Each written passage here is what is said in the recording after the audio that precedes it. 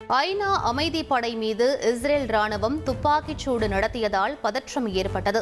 இஸ்ரேலுக்கும் அதன் அண்டை நாடான லெபனானுக்கும் இடையே ஓராண்டு காலமாக போர் நீடிக்கிறது. இதில் சமரச பேச்சுவார்த்தை நடத்துவதற்காக அமைதிப்படை ஒன்றை ஐநா அனுப்பி வைத்தது. இந்நிலையில் அந்த அமைதிப்படை மீதே இஸ்ரேல் ராணுவம் துப்பாக்கிச்சூடு நடத்தியதால் பதற்றம் ஏற்பட்டுள்ளது.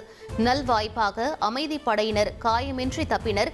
இதனிடையே மோசமான வானிலை காரணமாக அமைதிப்படையினரின் அடையாளம் தெரியாததால் கிளர்ச்சியாளர்கள் என்ற சந்தேகத்தின் பேரில் துப்பாக்கிச்சூடு நடத்தியதாக இஸ்ரேல் ராணுவம் விளக்கமளித்துள்ளது. மத்திய ஆப்பிரிக்க நாடுகளில் ஒன்றான காங்கோவில் சுரங்கத்தில் பாலம் இடிந்து 32 பேர் உயிரிழந்த நிலையில் விபத்து குறித்த பதைபதைக்கும் காட்சிகள் வெளியாகியுள்ளன. தென்கிழக்கு காங்கோவில் உள்ள காப்பர் சுரங்கத்தில் தொழிலாளர்கள் பணியாற்றிக் கொண்டிருந்த போது பாலம் திடீரென இடிந்ததில் இடிபாடுகளில் பலர் சிக்கினர். சம்பவ இடத்தில் மீட்பு பணிகள் நடைபெற்றன.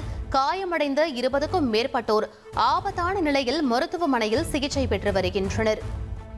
ஜப்பான் செல்வதை தவிர்க்குமாறு தனது குடிமக்களுக்கு சீனா எச்சரிக்கை விடுத்துள்ளது.